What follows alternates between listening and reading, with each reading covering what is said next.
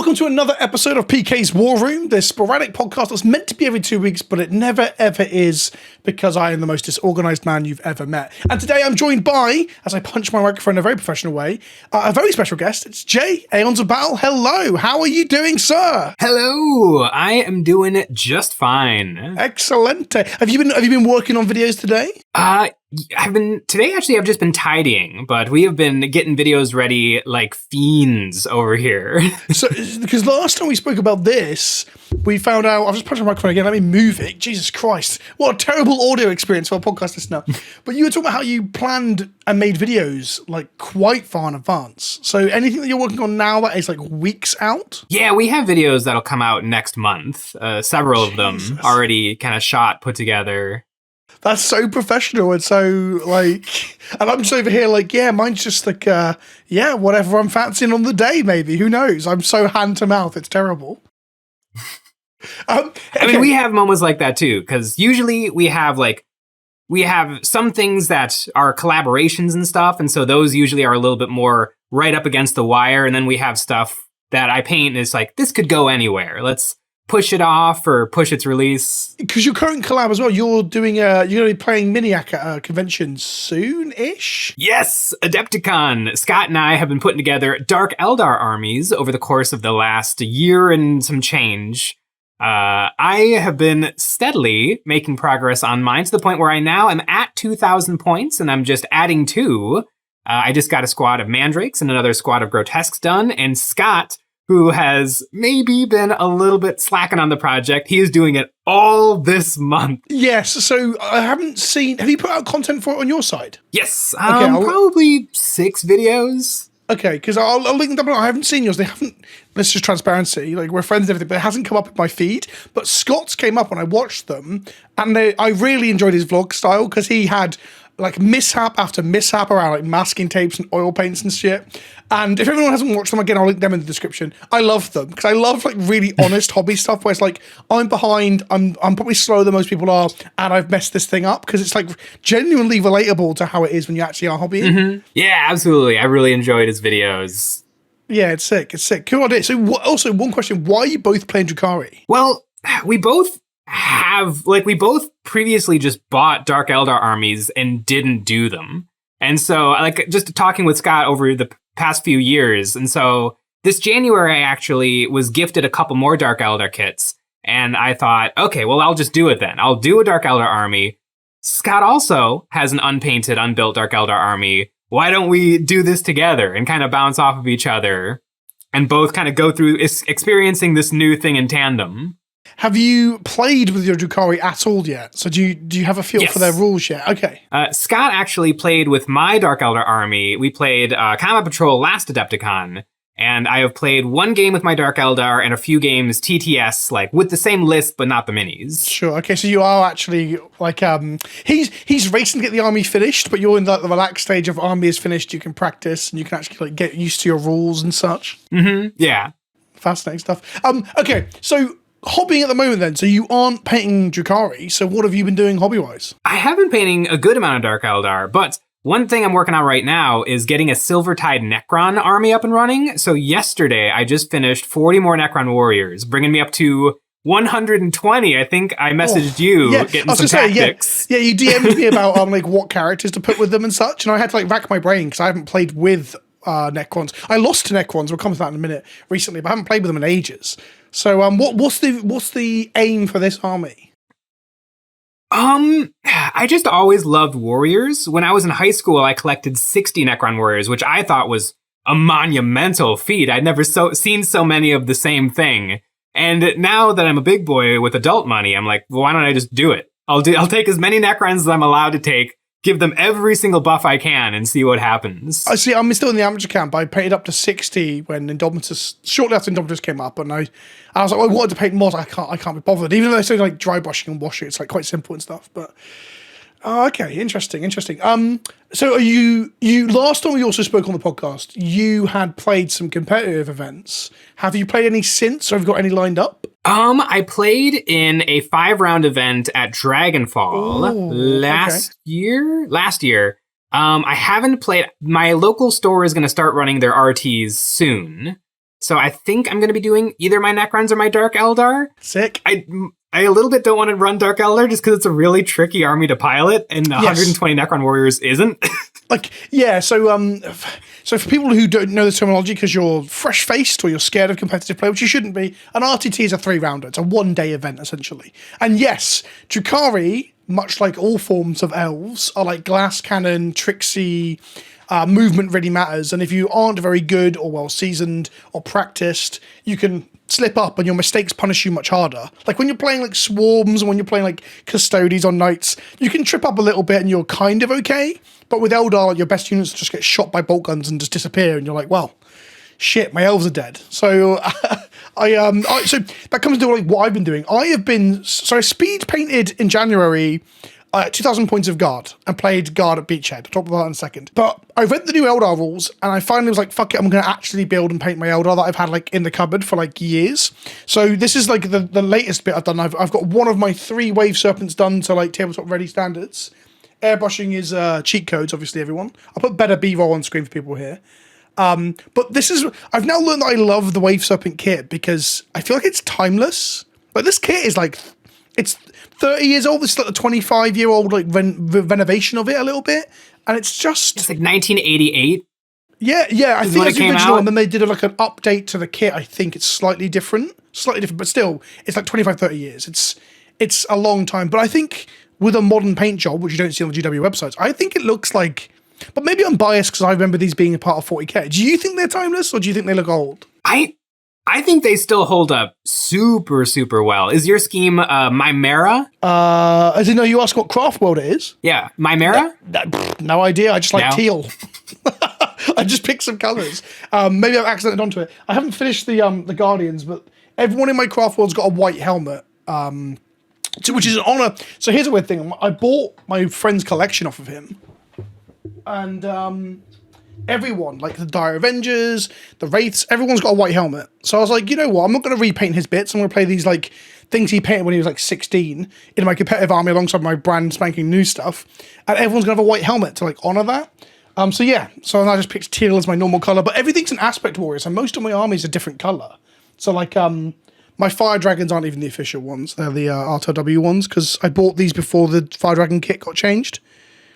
So, everyone's got white helmets. So I'm really excited, but they're on the Drukari side of things where it's like, if I don't know what I'm doing, I'm going to just get shot off the board and all my things die. But if I do know what I'm doing, the new book is, how do I put this? Probably cracked is probably a fair way to describe it. So I'll probably fuck some people. So I'm trying to get some reps in with it and play with it at some events before the first patch because I just want to kind of play with it whilst it's very good. There's that side of things, but also before they nerf it to the point that like the things I'm building aren't as fun as they were, if you will. People are going to call me a meta chaser in the comments, and I don't care. I'm cool with it. I like playing all sorts of stuff, and then I've just started painting some more Soul Blights, even though I have hardly played any AOS recently because I haven't had time. But the Radikar model's so cool, but its rules suck, but I'm paying for that. And for people who were wondering, I went to Beachhead and went 3-3 because people saw me posting about it, then I didn't talk about it afterwards.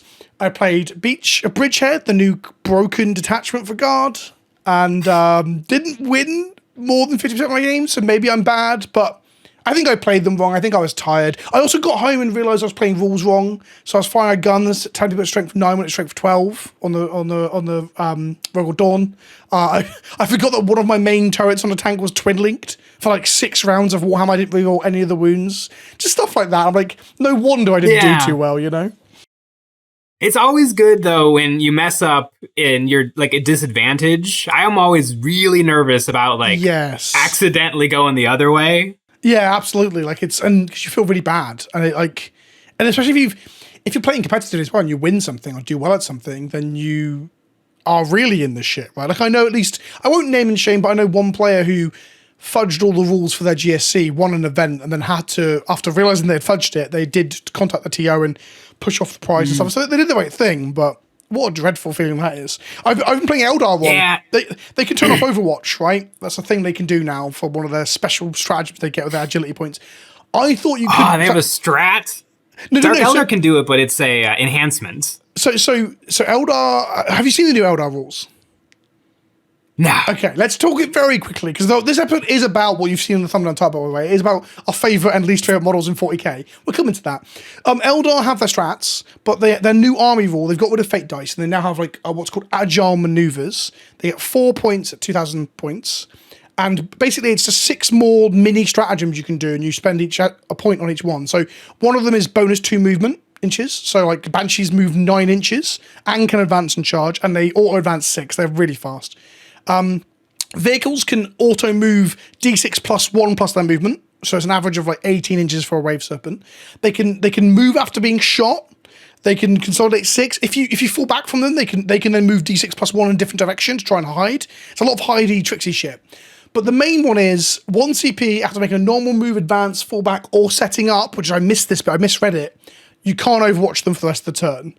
So you can jump out of a vehicle, say no overwatch, shoot your guns of Azaman and the Dire Avengers, and then he can move, shoot, move, so he jumps back in the transport. So you've got out, shot, you can't interact with me, got back in. And then in 2 of the detachments, there's a stratagem to do the same thing. So you can do that with them over there, and then you do it with the Reapers over here, and it's very uninteractive and a bit silly, and it's going to get patched and changed.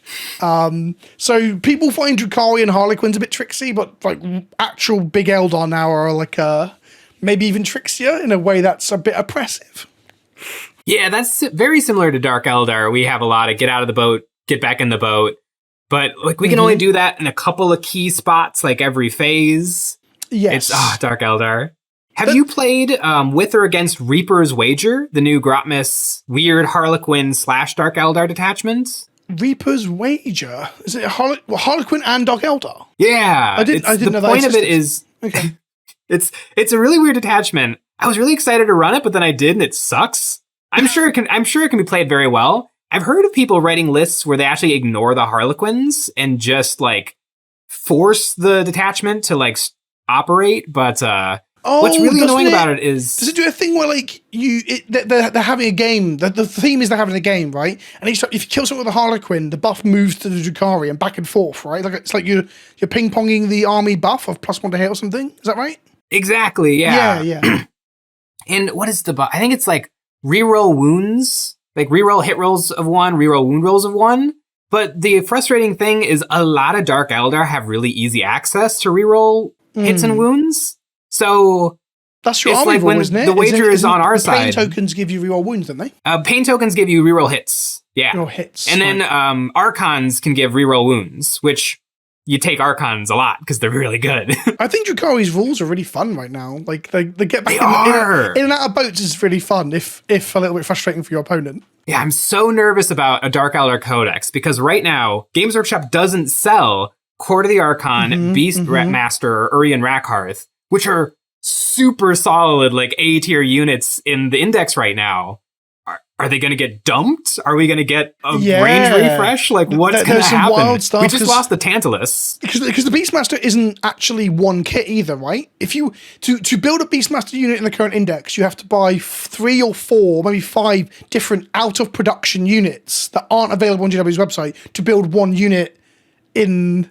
It's just awful. Like for anyone, if you want to start Drukari right now, you actually really struggle because most of the stuff's out of production and might even be facing Legends around the corner. So, yeah, it's really weird. Did you see the Tantalus got Legends out of nowhere? I saw it went away. I did not see it pop back up in Legends. I'm saying this. It might not actually have any rules. I could be at time of recording, there might not be any rules, but essentially, normally when things like Legends, they get Legends or removed from the game, squatted, I guess, when the Codex comes out. But what happened was the Eldar book dropped, which had some new Drukari sheets in it because it has Ynnari, which, for those of you who are uninitiated into the pointy-eared tricksiness of the elves, is the Ynnari are like a death cult that all like versions of the elves currently come together to worship and do, and their whole thing is they get extra stuff, but you can't play the name characters from those factions. So in the Eldar book, there's Harlequin, Eldar, and Dark Eldar, so you can play them in the Ynnari thing. But because of that update, I guess, it pushed something forward on the back end of GW, and they just removed the Tantalus from the app. So there's just no rules for it anymore. It's not legal to play, but it was still legal to buy. It's still buyable on the Forge World side of the website or whatever. So it's just like this expensive double boat thing was still available to buy, and it actually had no rules anywhere, which is super rare for a model in current like Warhammer. Yeah, I don't know what happened. They just said no more. I actually may or may not have purchased a couple of Tantaluses when I saw them getting legends, but what's really weird about the Tantalus is it comes with etched brass. And I don't think Games Workshop does anything with etched brass anymore, so I wonder if they ran out of this etched brass. Wait, go back. That's why they're not selling it. Explain this etched. Oh, this is news to me, complete news to me. So explain to me and the audience what you mean. Where is it? I'll try and put some pictures on screen. What is the etched brass on this model? Yeah, so the Tantalus, the decking is... The floor is this spiky, intricate texture, and so that is actually made of etched brass sheets that, have been like acid etched into the shapes that make up the floor of the Tantalus.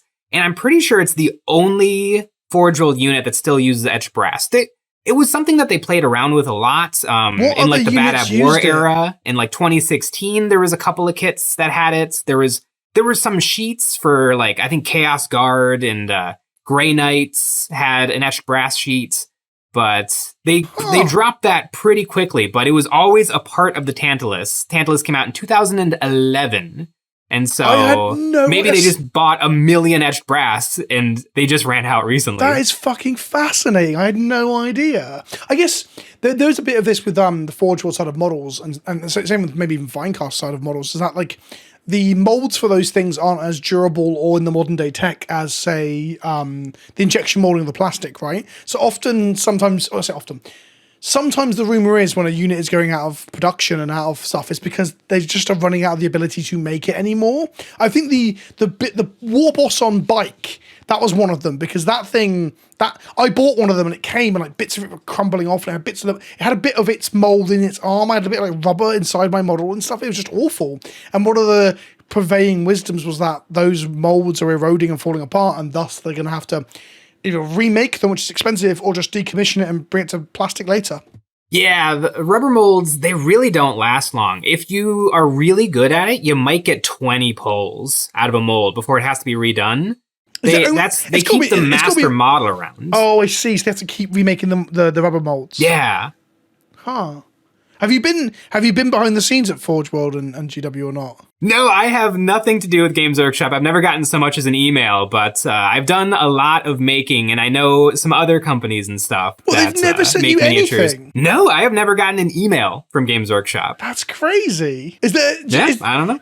Is there like a so? Here's a fun fact that I think I mentioned on the podcast before. Is that I thought I was going to start getting preview content from them in terms of like kits and stuff to use, but one of the GW stuff saw me tweeting at some point about how in Magic and card games, when leaks happen, I think it's really dumb to try and suppress the leak as a community, because it affects not only what people are going to spend their hobby budget on, but in card games, a new card coming out can cause another card to spike in price. And if you aren't aware of the leak, you will miss out on the trend and you're left trying to buy the card after it spiked. So I said it's anti-consumer for those reasons, to ignore leaks entirely. It doesn't make any sense.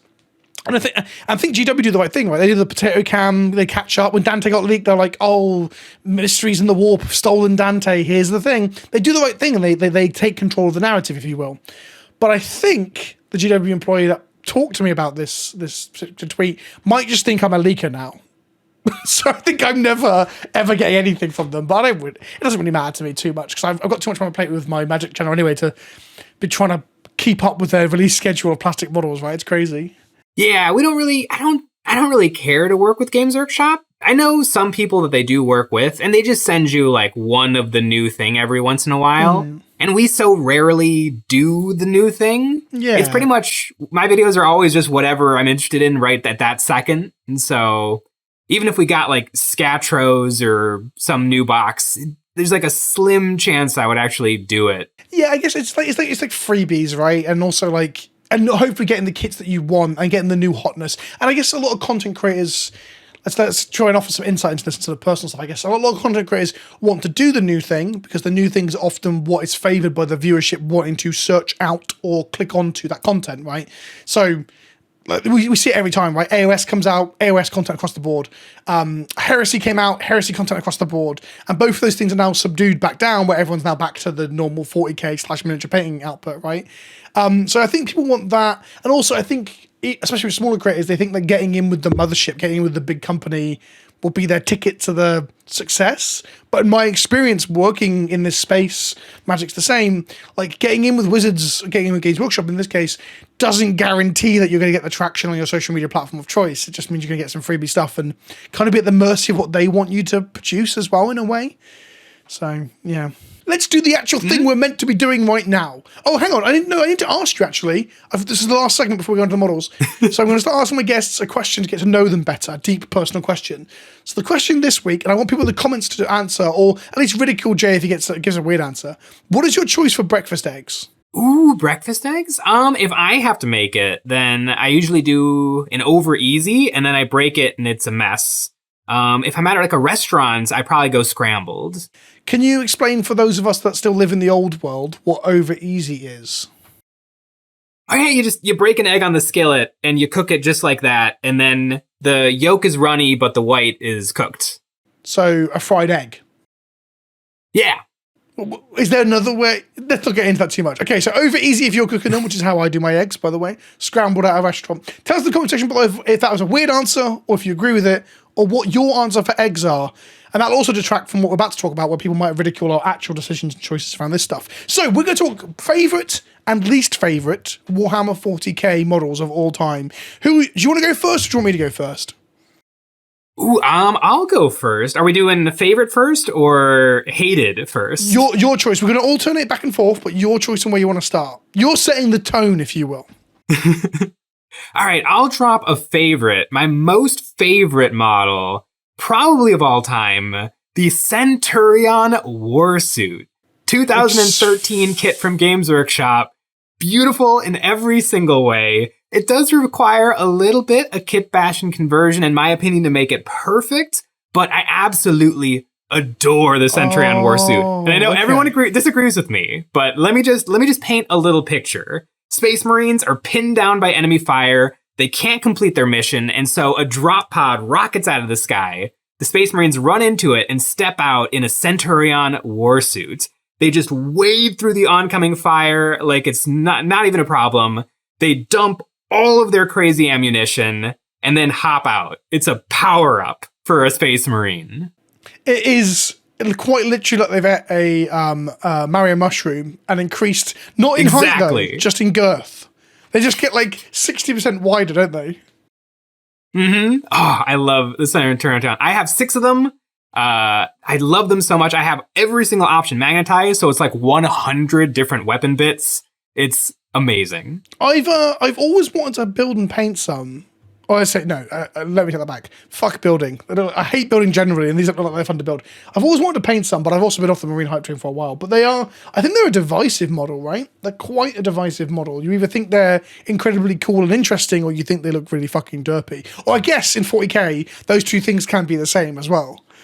Is it a dreadnought? Yeah, armor? for sure. Is it a form of dreadnought? No, it was invented during the Horus Heresy, but it wasn't used in the Horus Heresy.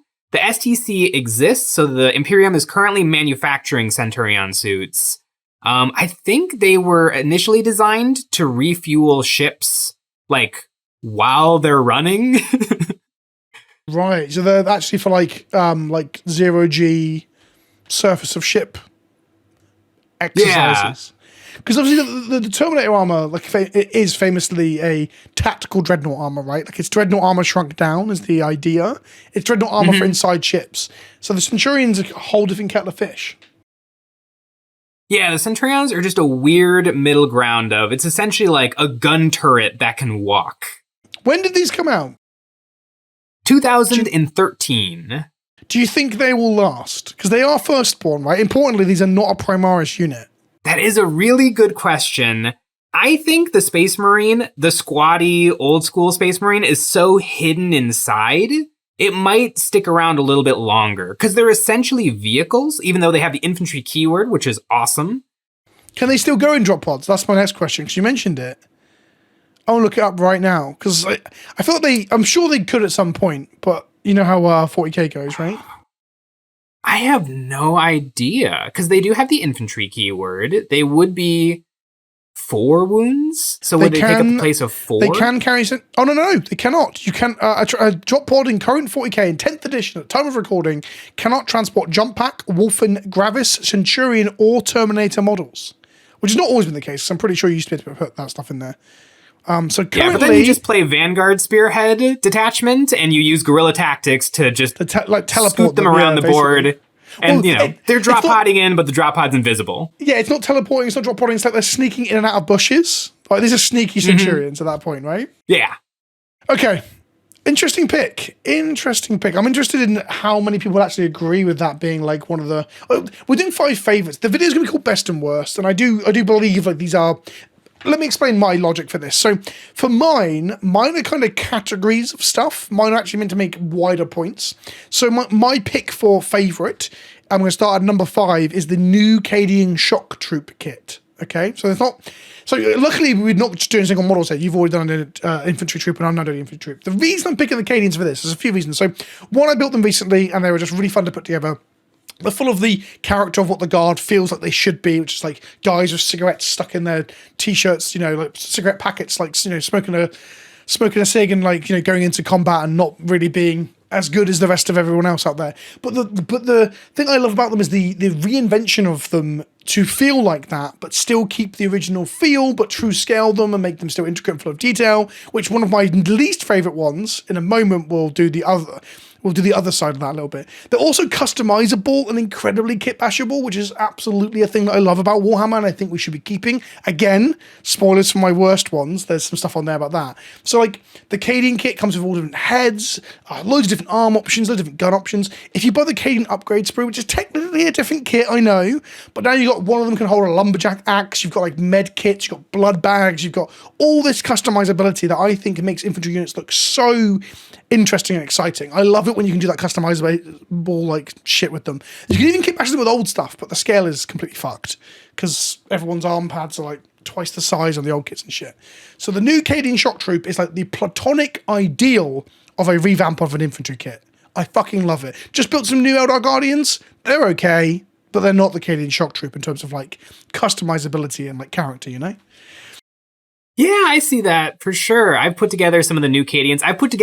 I've helped my friend build like 100 of the old Cadians, and those things are rough. Yes. The new ones are pretty slick. Yeah, they're I'd go as far as to say they're bordering on sexy. I'm not gonna use that word too much in this video, but I might describe a lot of things that come up on sexy. So that's my number 5 pick. Oh shit, did I have honorable mentions? Oh fuck, honorable mentions. Okay. Honorable mentions. Not gonna make my top 5. But I'm going to put Demon Primarchs. That's how good I think the rest of these are. Demon Primarchs, all 3 of them, and the 4 of them coming up, are all just outside the list. And the Void Dragon. Because the Void Dragon was so close to being on this list, because it's so archetypally like what I imagine from like an eldritch space monster, like that's like, attached to the stars and imprisoned and shit. Like, I love those models, but they don't make my top 5 for character. Oh no, shit, I put Void Dragon on now. Fuck, have I spoiled one? I think the Demon Primarchs are a good one to get out of the way because it's like, yeah, they're excellent. We don't need to talk about them. A+ gold star. They're almost like too good, right? Like it's like when you talk about like favorite food and someone's like, oh, I really like sweet chili sauce. You're like, everyone likes sweet chili sauce. Like no one dislikes sweet chili sauce, right? Yeah, okay. Right. What is your 5th place for least favorite or worst Warhammer 40k model? I have a bunch of different reasons for hating on the models that I'm gonna bring up, but one that I despise is the Rogal Dorn battle tank. I hate it. No way. This almost made it onto my list. Pretty dope. Why? I think it looks really, really cool, but I hate it. I hate that it has 18 wounds with a 2-up save. It can ignore 1 whack of damage. It one-shots anything it aims at. So you hate its rules? A boatload. I hate its rules. I hate that it's so godly. You've picked it, so you've gone into like units and rules. Interesting. So we wouldn't really discuss when we were going to do that because like I'm thinking purely from model standpoint with a little bit of rules on top. I think there's some points to come with that. But so the Rogal Dorn, you think it looks good though? You like the kit? I think it looks good. It's a bit big. Like for how small 40k game boards are. Yeah. So I'm about to build my second one to play in my guard list. Going to play 2 Rogal Dorns. The new tank commanders. Are you aware of the tank commander version of it that's coming? I'm aware of tank commander. Yeah. So it loses the damage blank, but it gains 1 hit, 1 wound, 1 damage reroll, and then it can get a 6 up feel no pain or reroll 1s to hit and wound. Both ludicrous enhancements. Anyway, on play 2. They actually are pain in the arse to maneuver. I've played maybe 30 games against guard, and almost every single list is 2 Dorns. Yeah. And I've maybe killed 6 Dorns in my career. Durable, yeah. They are akin to, in the current rules of the game, to a knight. I always joke that they're a cheap knight, right? It's T12, 18 wounds, that's a knight. Oh, 6 wounds less, and then it doesn't fight very well, but it shoots normally as good. Or like a greater demon. Like the great Unclean one is 20, 22 wounds, T12. It's the same sort of thing. That is what the Rogal Dorn is. It's the guard's Primarch, the guard's knight, the guard's greater demon, and it ticks all those boxes. It's sick. And they're so cheap, people can just bring as many as they want. I think they'll get point height coming into later patches this year, because I think you could play 6 of them in the current rules now, and that's probably quite good in the Hammer of the Emperor. It's expensive. It's like a 60, 70 pound kit, isn't it? It's like your army's expensive. But here's my counterpoint to you saying, because I was really focusing on models. From a model perspective, okay, the guard tanks are mechanically in the game now better than marine tanks. If people don't know, Leman Russes are T11, 2 up save, 13 wounds. Where like a Gladiator is like T10 or 11, 12 wounds, 3 up save, I think. So they're like ever so slightly like hardier. But as much as I love a Leman Russ, the old kit looks old and like ass, and it needs to be updated, and it has been with the Horus Heresy. The Horus Heresy one is gorgeous. I'm not going to reach for mine. Anyway, the Rogal Dorn is not a scale crept Leman Russ, but it is giving us an Imperial Guard tank that looks, feels, and shaped and sized like a tank you would expect is better than a marine tank. So when that rolls around the corner on the table, you're like, that thing looks like it takes more damage and puts out more damage than my marine tank does. And then it does that thing. Like the Rogal Dorn's fucking perfect. I'm shocked that you don't like this, but it's just because of the rules, right? It's just, I can't divorce how cool a model is from every time I see one across the table, it puts me in a bad mood. But they're so good. Isn't that, well, okay, the bad mood thing's so interesting because like, there's this thing I talk about in some games where it's good to feel something about your opponent's stuff. So like in Magic, some things are scary. Some mechanics are scary. When they're going to blow up all your lands, or they're going to infect you with like poison and kill you for this small damage, that's a scary thing that makes you feel on the back foot. It gives you this feeling of being against an adversary. When you see a Distraction Khan effect, a Greater Demon, a Rogal Dorn on the other side of the board, it evokes a feeling in you, and that's like a cool part of the game, no? There's definitely something to that. I would say I don't hate Dorns maybe as much as I don't like Demolisher tank commanders, because there's no winning against the Demolisher tank commander. If you charge it, they're going to shoot you in close combat. If you kill it, they're going to shoot you and wipe whatever shot it. So did you know it's got nerfed? Has it gotten nerfed? The guard book, it's now instead of D6 plus 3 shots, it's D6 plus 1, which is 2 less shots, which is a considerable amount. It's like down like, I don't know, 18% of shots. Guard players are saying it's unplayable in its current configuration because it's lost those shots and now you've got Rogal Dorn tank commanders. So Demolisher tank commanders are not going to be seen very much anymore. Also, when it shoots on death, I only found this out recently myself, you can't shoot into combat. At least being ruled by like the TOs of like tournament circuits. Doesn't make any sense because it fucking says on the sheet as if it's the shooting phase, but TOs don't rule it that way. So I couldn't shoot into combat at Beachhead when a Grey Knight Paladin thing smashed it to bits. I was like, oh, I rolled a 2 up, couldn't shoot. Anyway, so you hate the Rogal Dorn's rules, which I think... Hate it. Look, the comment section can be the judge, but I don't think that's in the spirit of best or worst models, in my opinion. Okay, where are we up to? So garbage model. Category 5... honorable mentions for worst, by the way. I'm going to throw out any model that doesn't have rules or only has Legends rules, right?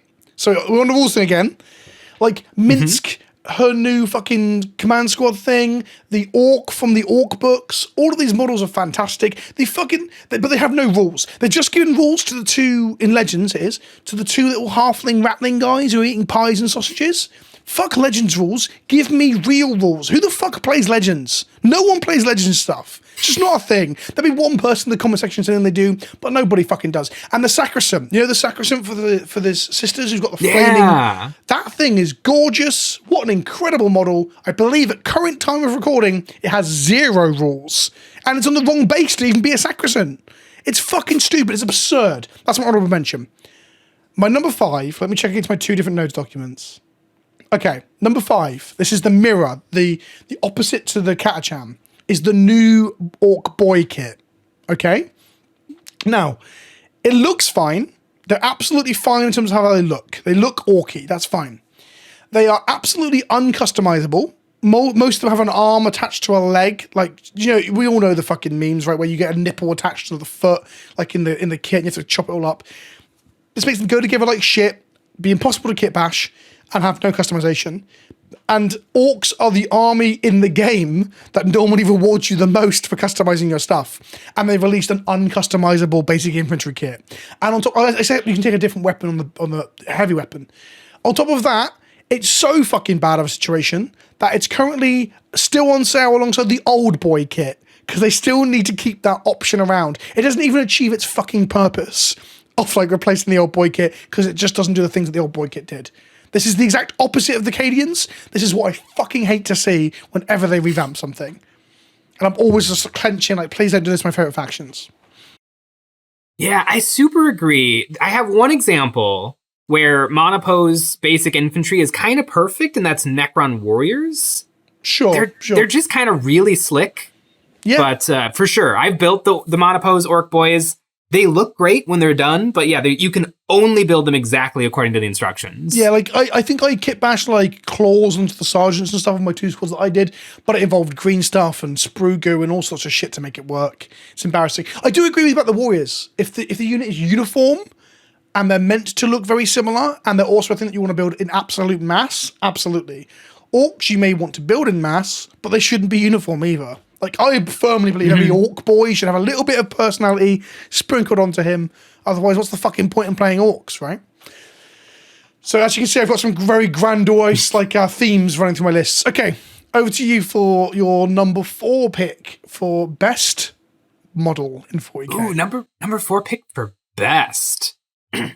I might have to pick kind of an uninteresting one, but I adore the Primaris Crusader squad.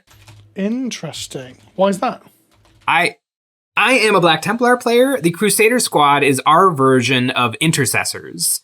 And the kit is really interesting. It comes with 1 Sword Brethren, which is like a Blade Guard veteran Space Marine. Then you've got 5 Initiates, who are just regular Battle Brothers. And then you've got 4 Neophytes. The Black Templar were actually the first to get Primaris Scouts.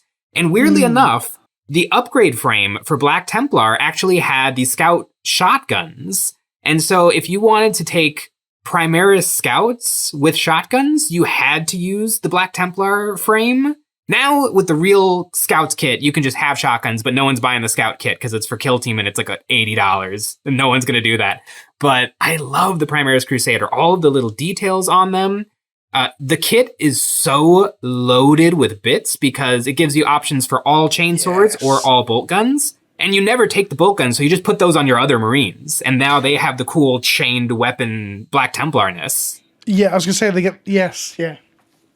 Yeah, that's a sick choice. I like that a lot. Because again, it plays into the thing else about the Cadians, right? You want kit bashable, customizable, and what I mean by that, by the way, kids at home, is not just like I can change the arms around. I mean like just positioning the arms. Like having a little bit of freedom to move a peg and have like an arm a different way means that like when you build 2 squads, they don't just look uniform. Where the Orc Boyz, if you have 2 squads of them nearby, if you aren't really good at painting, 2 of those lads from each squad are going to look the fucking same every time. Yeah, the Crusader squad's dope. It's like kind of what you want as well, right? You want like it to stay true to what the original like feel of that squad was from 3rd edition onwards, when they were like introduced or 4th edition or whatever, and then have them revamped but have options and flavour. But yeah, no, I love them. That's a good pick. It's a good pick. They remind me of because the Inner Circle guys from Dark Angels, they're a dope, like, sort of, like, re-envisioning of what that is as well. Like, we're going to come to something they don't do it with, but they do some really cool, like, adaptations of the old stuff, but while keeping the character, but making them Primarchs and I mean, up, Space Marines just look really good in robes. Yes. As a kid, I was always jealous of the what they call the Dark Angel veterans. That was the classic one, right? The Dark Angel veterans always had the hoods up. And if you're like a little moody teenage boy, you're like, oh, look at these Space Marines with hoods. He's wearing his hoodie. What a cool guy. Do you remember on the Games Workshop web store back in the day, you could buy Dark Angel's veterans or you could buy the Fallen, and it was the same kit, and they actually photoshopped the green cloth to be black on the Fallen kit. It was the exact same picture. They just photoshopped That would be after my time because I came out of the hobby for a long time, right? So I was in it before it pre-internet, and then came back during COVID. But that is interesting that they. That's also a really funny meme as well, because then it really does play into the fact that the Dark Angel are all actually fallen behind the scenes. Right, on to our next one. Who's going? You just went, didn't you? Is it me now? Yeah. Okay. Number 4 for me is I'm picking Celestine. Saint Celestine, the Sisters of Battle. That model is fucking gorgeous. My one, I'll put some B-roll on or put them up on screen. It takes a while to fucking airbrush and stuff, but it's got the doves, it's got the budding roses, it's got the extra 2 little girls with the golden armor and stuff. It's just a perfect upscaling and rendition of the old. I'll put the old school one on the screen. It's like a flat metal, like sort of squat lady, and then they bumped it up and made it look like this. It is just, I think the Sisters line in general, it's really hard to pick models from. Like, I want to do a video where we go through and pick the worst and best models from every faction. And Sisters is the one where you're like, what do I even pick for best here? Because there's Celestine and Morven and the Exorcist and stuff. They were all considerations for this spot. But I think if we're picking any of them, it's got to be Celestine or the Triumph. And I haven't painted the Triumph, so it hasn't got the soft spot for me. Celestine is like a gorgeous model that I think makes people just want... It brings people to the faction. People collect Sisters just to paint up Celestine. And then her rules are dope and her lore is dope, and she's got that mimetic thing about her and Greyfax, being roommates and such. It's just stellar. I guess the only reason that I might put Triumph in this slot instead is to make a point about how 40k needs more dioramas. So like AOS has so many cool diorama models, right? Like Gluttonous Guy from the Slanesh and shit. And 40k has like 2, 3, if that. So I'm loving them going more towards the diorama thing with the Triumph and with the Lion and such.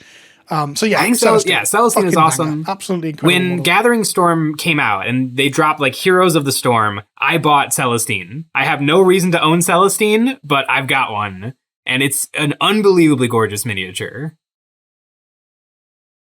It is, and it's also one of those models that's quite fun to point to for like the advancements in the tech.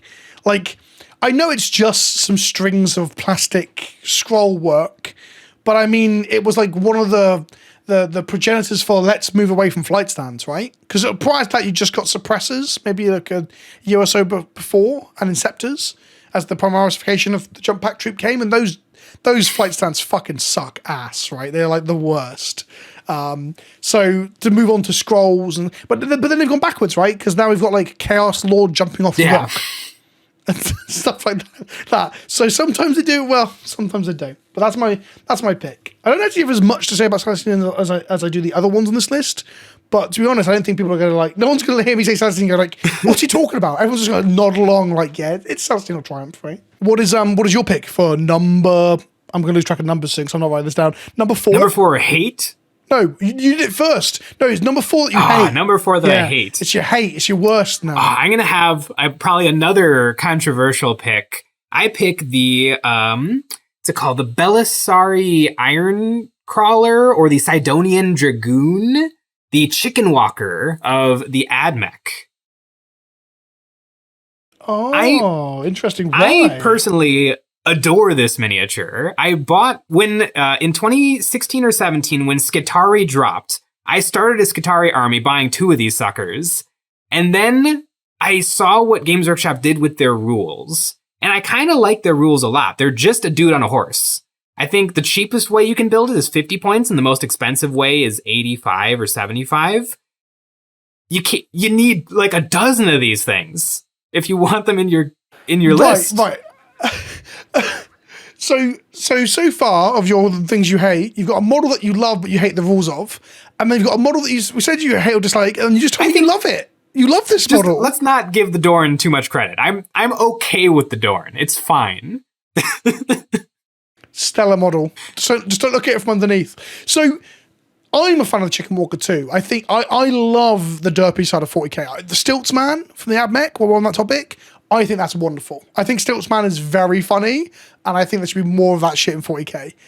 You like Chicken Walker then? Is it just that they went from elite to cheap as chips, now you need 15 of them? Yeah, I think it's an unattainable model. So I bought 2 Chicken Walkers and I painted them up and they're beautiful and they're gorgeous. And then I just looked at the rules and I'm like, I'm not gonna buy 10 more boxes of these things. So I ended up selling them and just giving up on my AdMech army.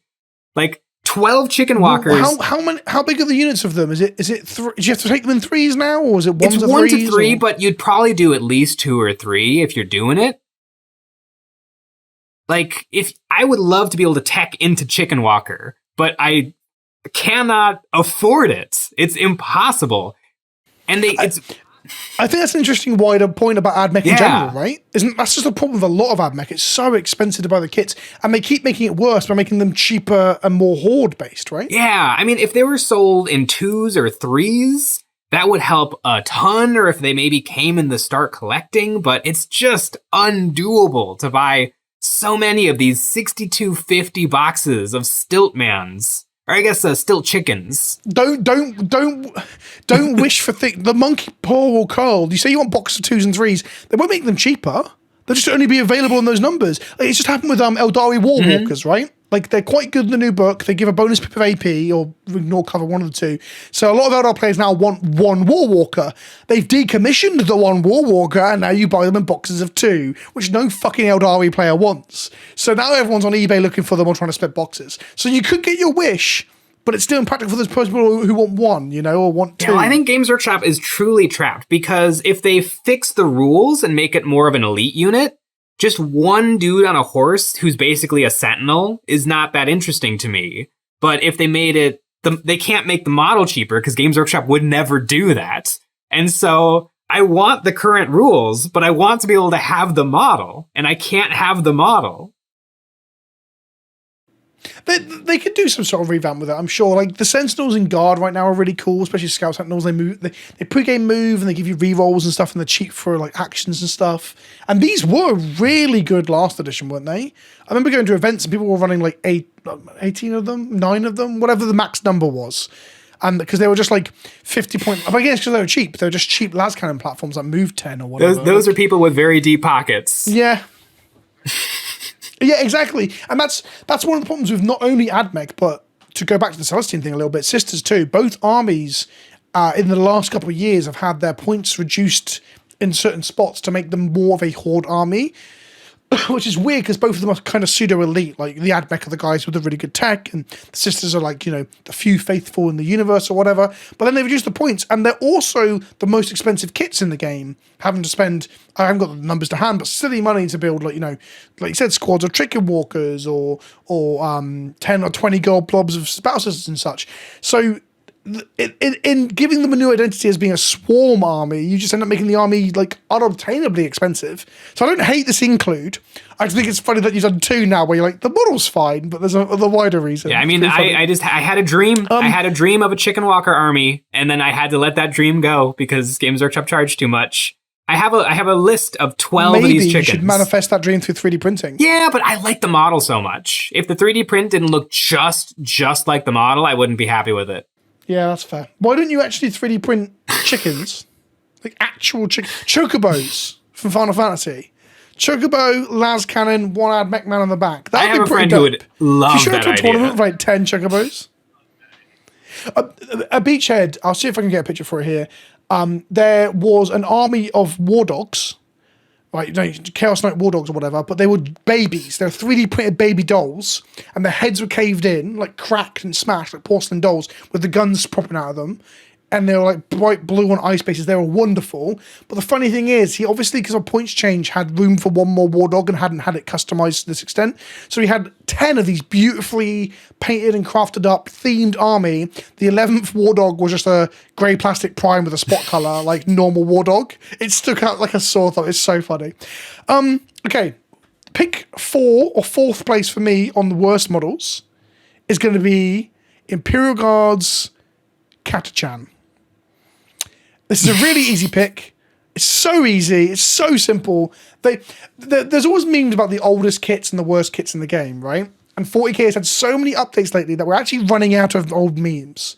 The only one that's left, the guy holding the door open, the guy who's, the designated driver for the group who's having no fun, is the Imperial Guard Catachan. It's got the worst paint job on the website. It's got the worst fucking looking models. They're terrible. And the real irony is that they're really good right now. They're like 65 points. They pre-game move 6. They move your transports and stuff. There's an argument you might play engineers over them if you want to get into the weeds of it. But they're just 10 dudes, OC2, 2 flamers, pre-game move a truck, get out of it, grenade someone, fuck you, Eldar. They're generally really good right now. And they are disgusting. Like, they are easily the worst looking model by a considerable margin. And I'm also picking it because there's this weird thing where like they've made the rules good. They've given us new Catachan rules for like heavy weapon squads. They want to give you options to play Catachan. They still haven't updated the plastic kit, but they're updating other stuff. We got like what fucking 9 different Krieg things now. Like I know Krieg sells, but Jesus Christ, what else do we get? We got like fucking Artillery Rough Riders. We got Rattlings. We've basically updated everything in the Guard book. Even the Lehman Russes have a new kit now, and the only thing that's still sat there and looks like complete shit is Catachan. And the other funny thing is, I advanced them into midfield objective in my 6th round of Beachhead, and one of my Catachan's heads just popped clean off. Probably my bad craftsmanship. But it's just funny that even the physical models I own were letting me down. So easy pick. It's like the Celestine pick, but opposite. Everyone was expecting Catachan to make the list of worst models. Yeah, and to add insult to injury to the Catachan, Games Workshop kept making Catachan characters. Like they did like Ripper Jackson, they did like a Colonel Sergeant, and they all looked great. But they were just these single models that were only available for like as birthday celebration models. But they looked great. So if you buy 10 of those at 30 odd pounds each, at £300, you now have one good looking Catachan like squad. A £300 65 point unit where some of those sculpts are duplicated because there's only like 4 or 5 of them, right? But you are right. They keep updating them ever so slightly, but not a full amount. It's kind of, they are prime. I assume in the next 12 months to 18 months, we will get a kill team of Catachan. Right? Probably. That's like a really obvious thing. Probably Catachan. I actually have a kill team of the old Catachan. Is that still playable? No, not in current kill team, but early in kill team 2, you could take Catachan, or you could take Guard, and I used Catachan minis. Sure. And I had a bunch of the old metal ones, and the metal ones look acceptable next to the bad plastic ones. But it would be nice if they all just look good. Like my ones are really badly speed painted, so I will not be showing them off in the video. But they are the Catachan bodies, but they've got Cadian heads. So they're all wearing helmets, which is an interesting way of doing it. And then I've got one more squad to paint up for my new version of Guard, and I'm using the Space Narm Warriors versus Space Lizards thing. Have you seen that? It's like the most popular third-party Catachan kit. Is that like a Wargame Atlantic kit? Yes. And it's really funny. I was chatting to Broadsword Wargaming about a thing, and then I received my box, and his logo was on it because he's the European distributor for them. I've got them primed, but they're not very exciting looking. But they're true scale, and they look just pretty good. They just look like Arnie from Predator. It's good. Yeah. Okay, so you kind of did you roll your eyes a little bit when I said Catachan because you're like it's just such an obvious pick, or was it more just because they're so outdated? Yeah, I mean, Catachan, they almost don't exist because they're just so old. Why would you buy them? Like, everyone looks for proxies. And there's a lot of good proxies out there. Yes, yeah, exactly. But the why they almost don't exist, but they do because their rules are still good, and GW are adding more Catachan rules.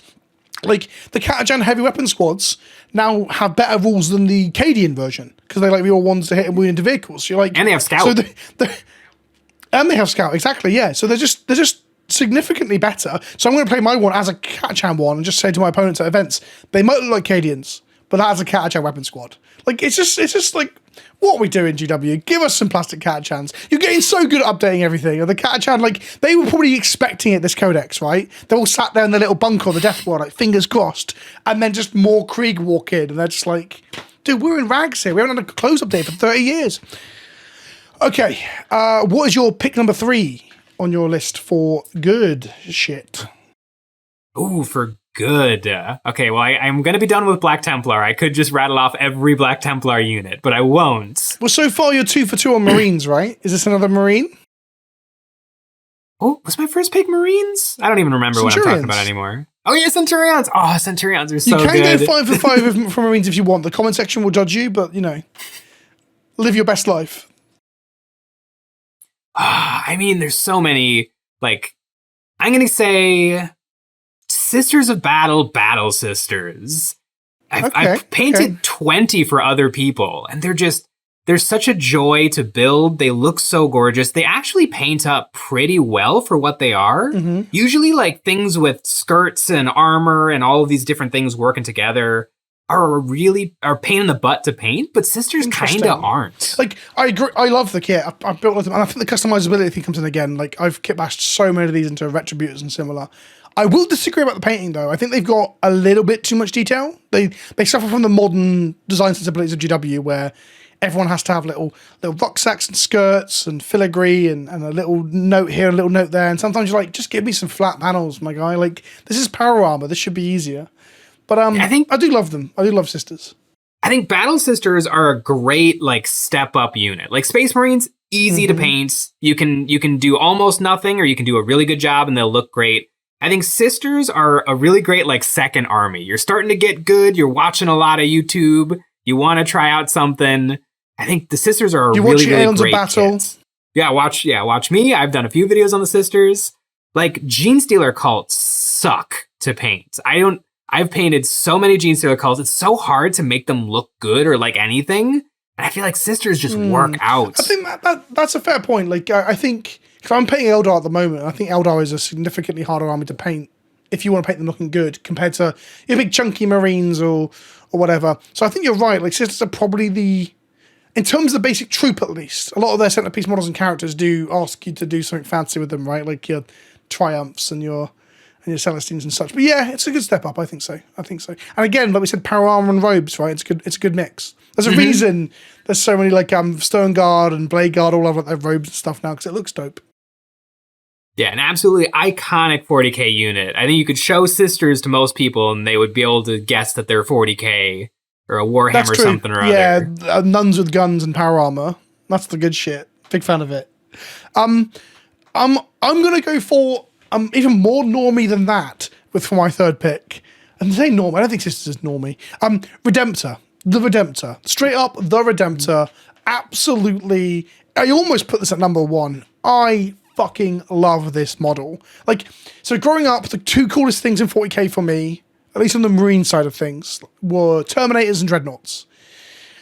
And Terminators stuck around, and they tried to do updates with that and stuff and all sorts of things. Box Dreads, RIP. Obviously, we all know they've gone. I'd love them to do a true scale one for like a celebration one year. If that was a celebration model, I'll buy 4. But the Redemptor is such a good update of that old classic look. It actually helps soften the blow for the Box Dreads going. I fucking love the size of it. I love the thickness of it. I love they even got things like the Box Dread always looked like it was much heavier armor than the front. I don't know if it's ever translated to the armor values in old 40k, and it's like a lot less armor than the back, because the panels just come up, and they stop, and you've got that grey back bit.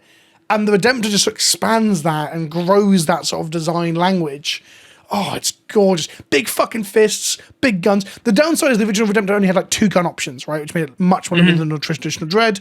But since then, we've had the Brutalis and stuff. I'd rather it was all one kit, in a way. I'd rather that customizability again.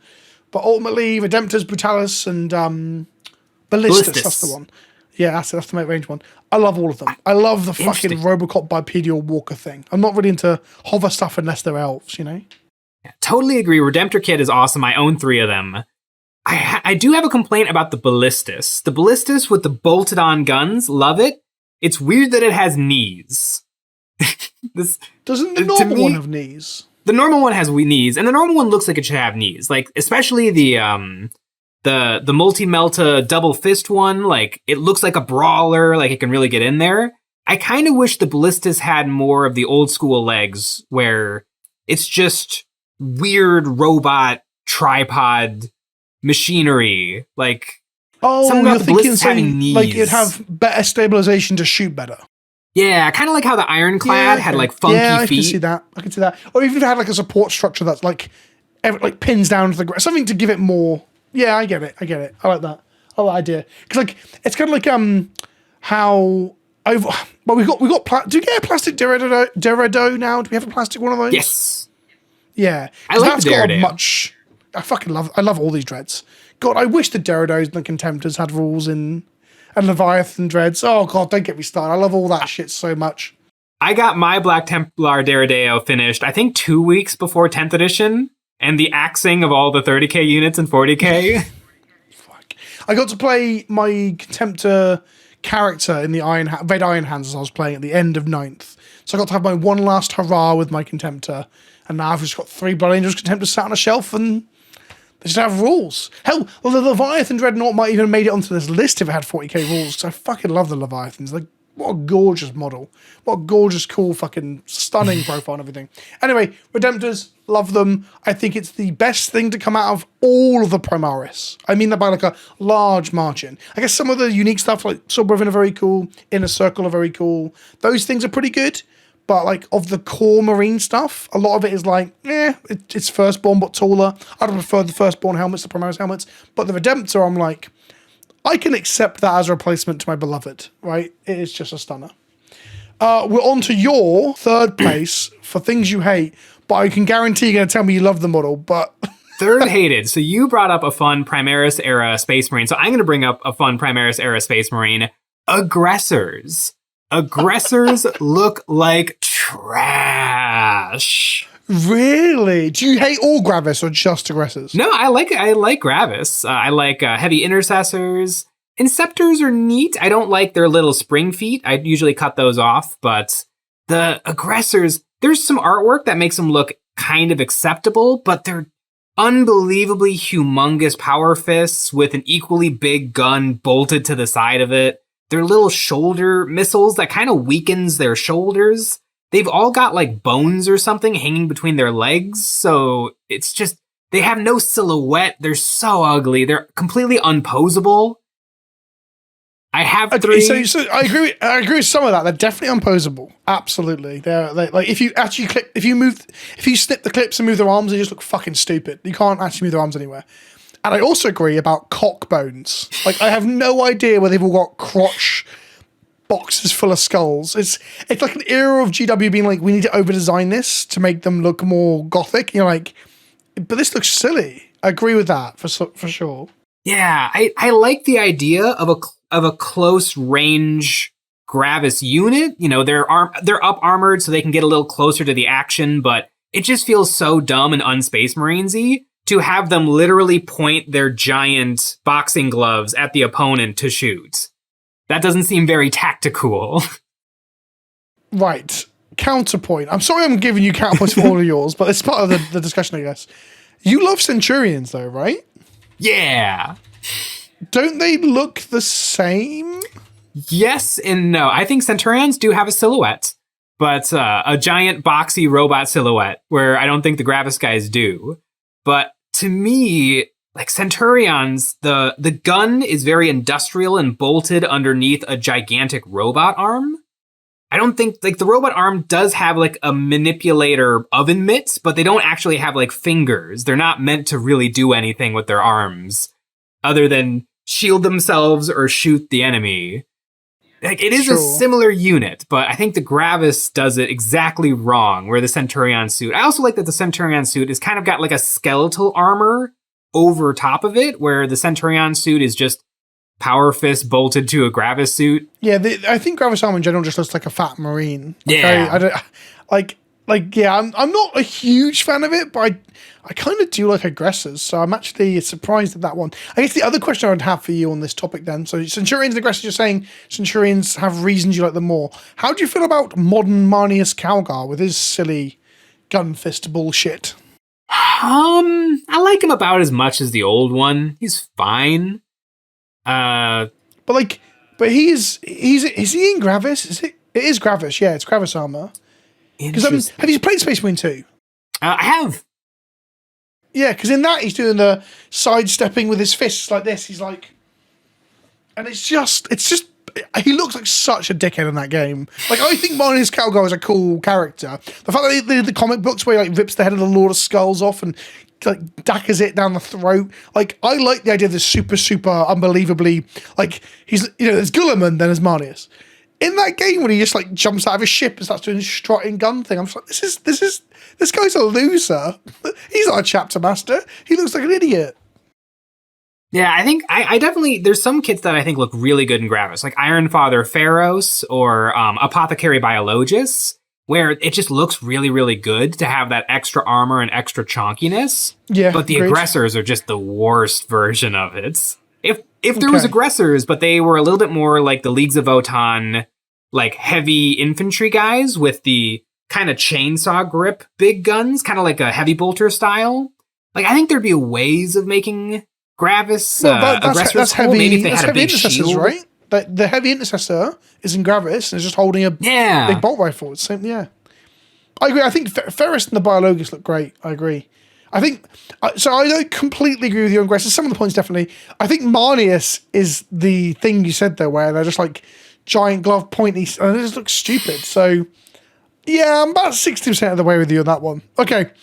We're on to, so that was your third worst. So on to my third best now. Is that where we're at? Sure. No, second. Well, my second. And my list on my phone is different to my screen, so I need to check. Okay, yeah, okay. Number 2 for me, in good. I might have fucked the numbers up. If we fuck the numbers up, comment down below. I'm not, in the edit, I'm like, what the fuck are we doing? Number 2, the Great Unclean one. Like, a Greater Demon had to make it. I love the Greater Demons. Again, coming back to the hobby, one of the things I was most excited about was Terminators, Dreadnoughts. I considered collecting Eldar at the very beginning. My wife thought the helmets looked stupid. And Nurgle Demons. And when I saw, I came back to the hobby and didn't know they'd updated the Great Unclean one. So when I saw it, I was like, oh my God. And it was the first demon kit I bought. I bought it way ahead of any other demons. I was painting it. I'm planning to paint more of them. And it builds 2 kits. It builds into Rotagus, which is a really cool thing. There's customizability, and there's like different hands and arms and bells and daggers and swords. And lots of little gribbly bits you can put on it. And a little tongue that comes out of a crack with a mouth on it. And it's like mine's got a bell on the base with like a Nurgling inside of it. And that's all from the same kit. Like, it's a great kit for extra bits. And it's just so full of character as well. Talk about silhouettes.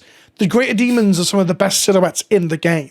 Right, and their silhouettes like tell you so much about like their faction as well. You got the slender, spindly Keeper of Secrets. You got the fat, chunky, Great Unclean one. You've got the wide-winged Bloodthirsters. But my favorite of all of them has got to be the Great Unclean one because it's just so full of character. And also it's a bit of that humor that we sometimes need to remind ourselves that 40k needs.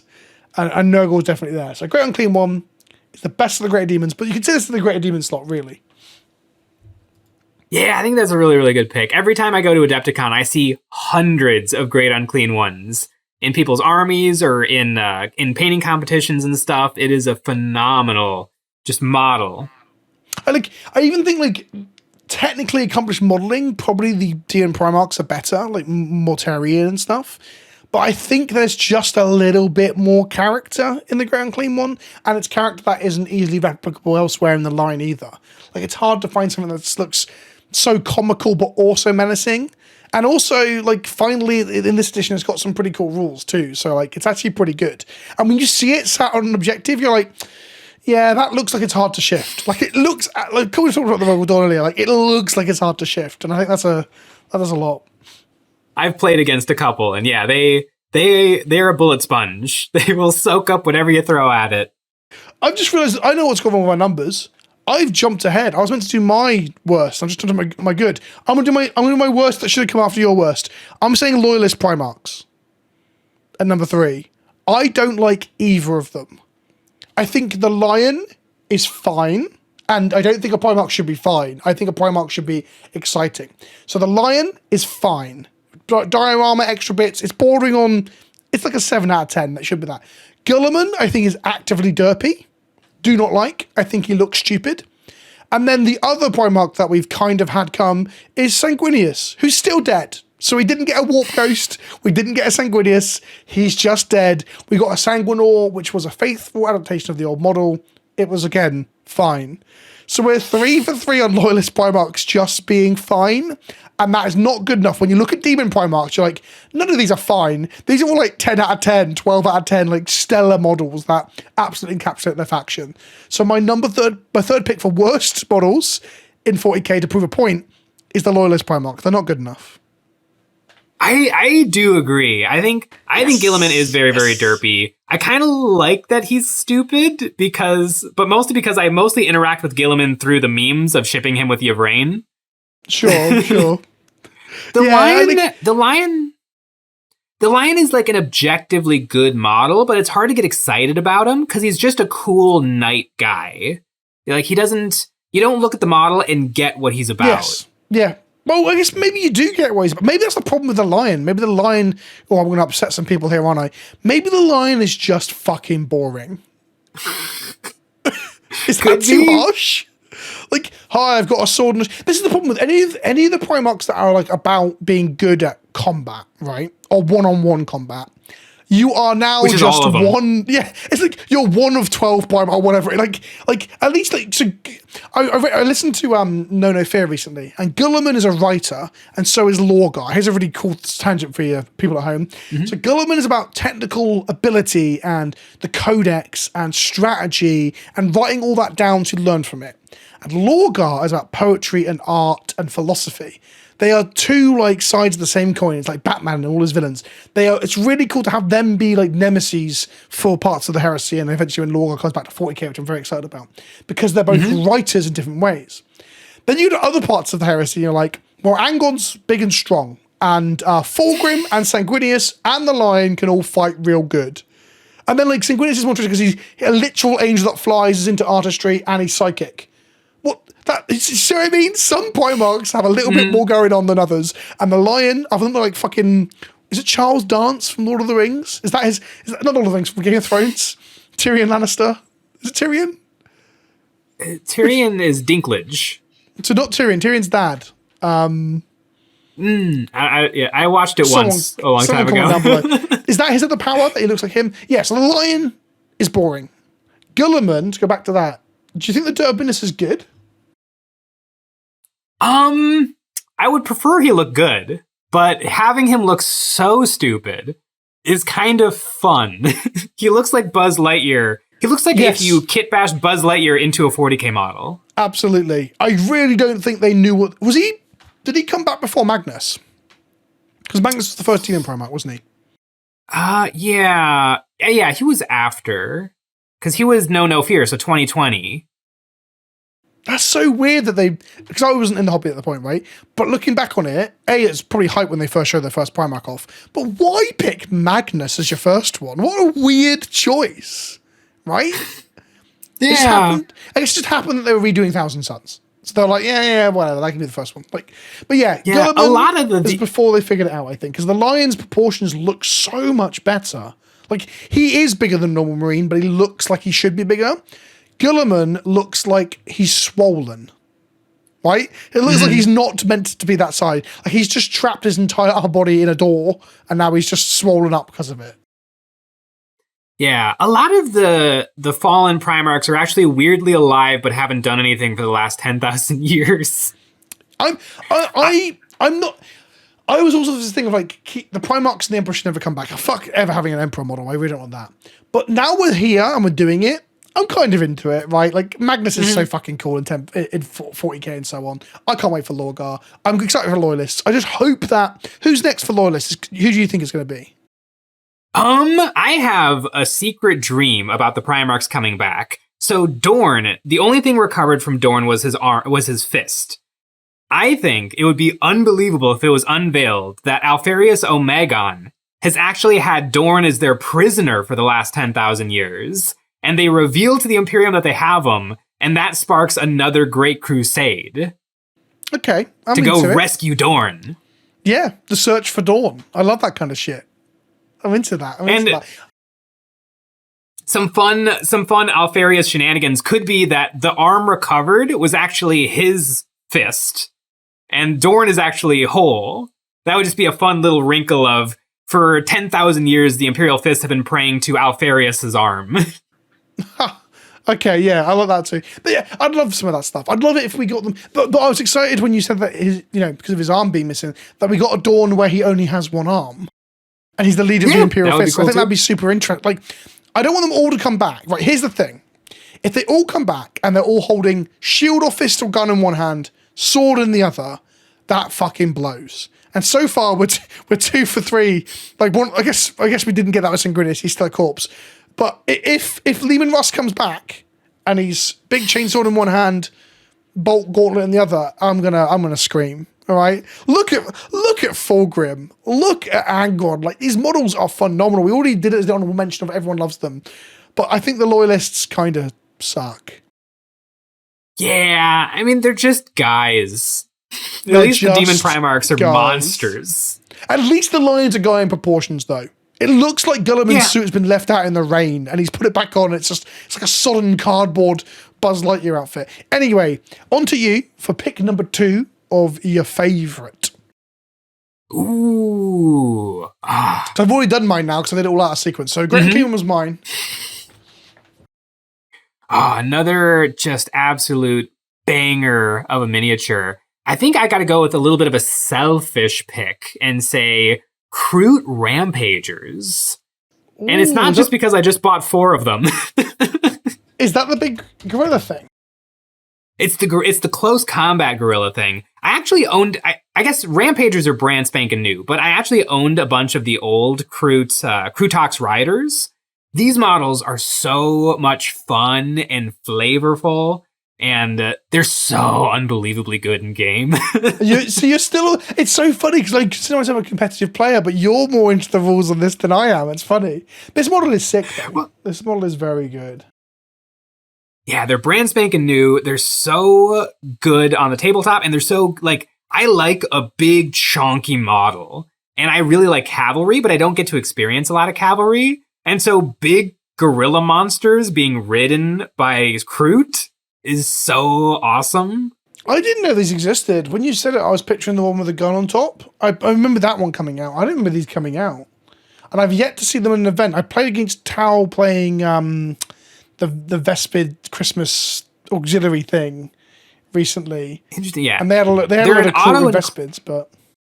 Yeah, they're an auto-include if you bring the Kroot detachment. I'm working on a Kroot army right now, and I'm bringing 2 squads of 6.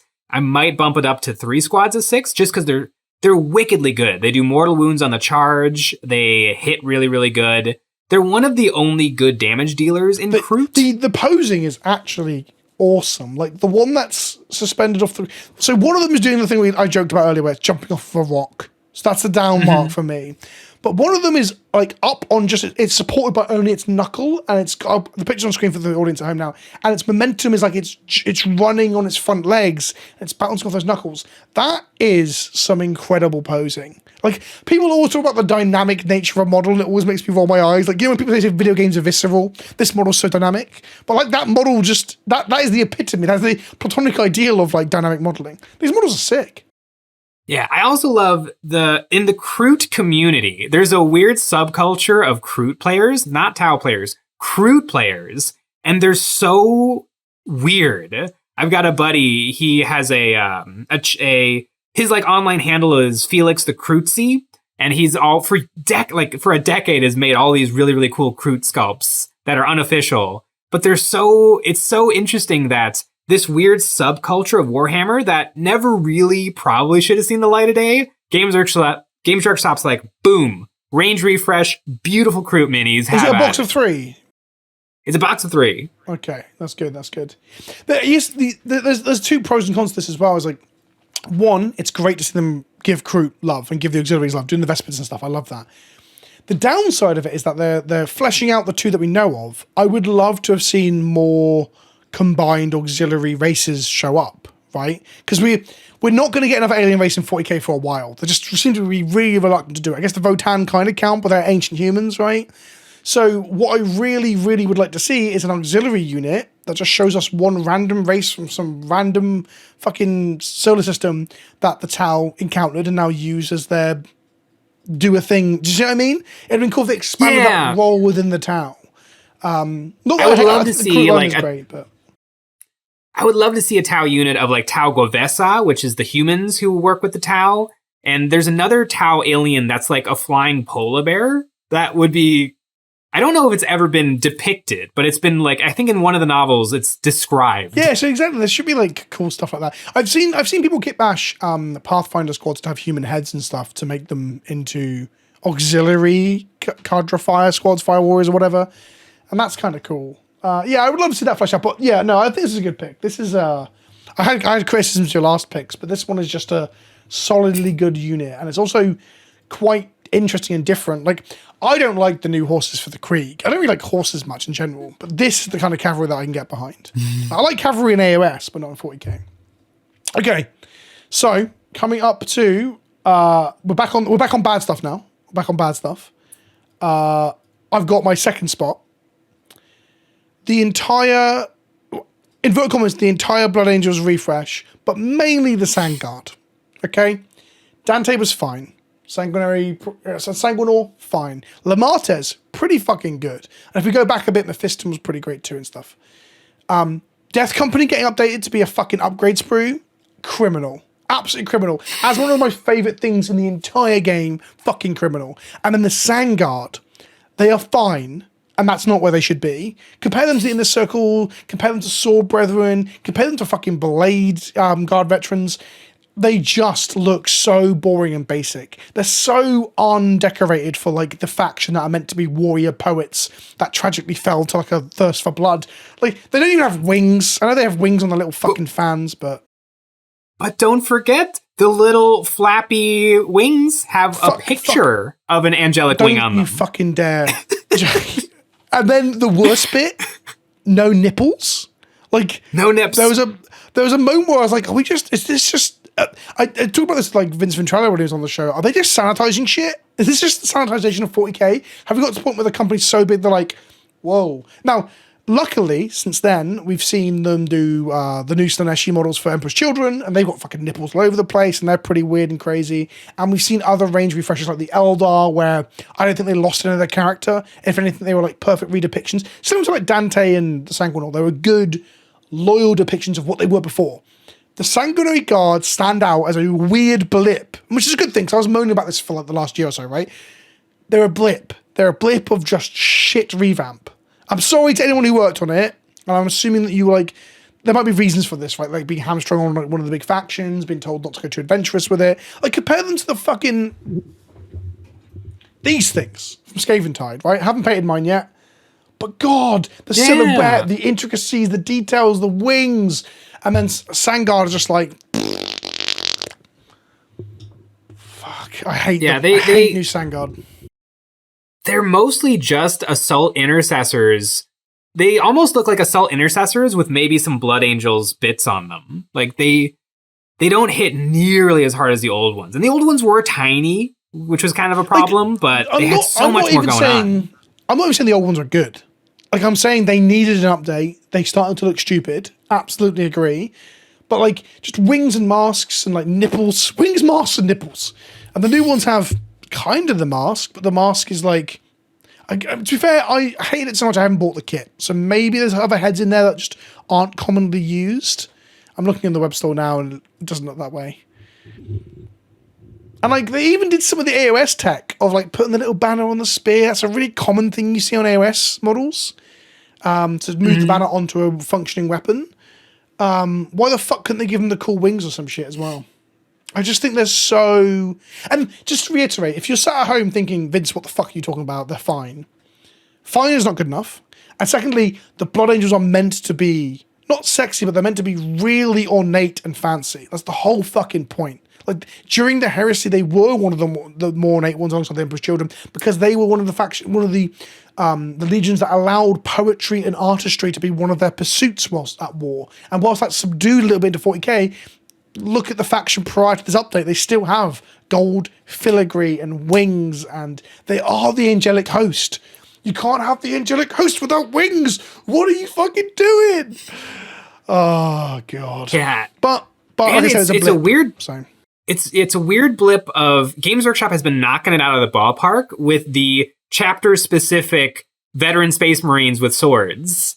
Like, all of them are so good. The Black Templars, the Dark Angels, even the Ultramarines with Marneus Calgar and Honor Guard. But then you've got them. It is really strange, isn't it? And they're even doing a tactical jump off a rock thing as well.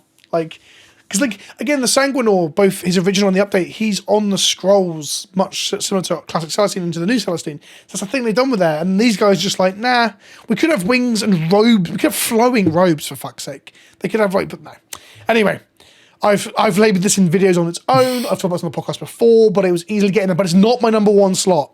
But coming to that. It probably should be, to be honest. I think I'm just doing this to be facetious. Okay, what is your number 2 on bad? Number 2 on bad. Let me check my doc really quick. I need to remind me what made me angry last week. So we're on 2 on bad, then we've got our first place with both slots there. The Achilles Ridge Runner for the Gene Stealer cult.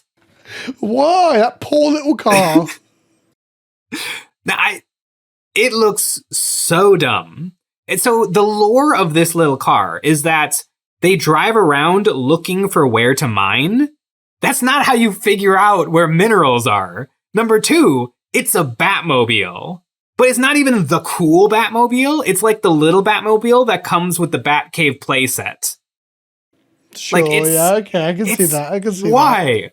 Why is a Hot Wheels race car version of a Gene Stealer cult vehicle in the game? But it is the buggy, right? It is meant to be the brum brum little car. Well, you have the Goliath truck, which is one of the best looking transports in the game, right? Isn't the Ridge Runner meant to be that beep beep beep, like I'm going to drive ahead sort of thing? Isn't it meant to look like a little vroom vroom vroom, like an RC? It is meant. Do you ever play Revolt? It is meant to be a little car, but it's not meant to be cool. Like, why is it a race car? Like, if it was just a beat up truck, because, you got the up armored Goliath that is meant to actually do work. But if it was just the truck that they take to the mines every day, but it's got guns bolted all over it, that would be perfect.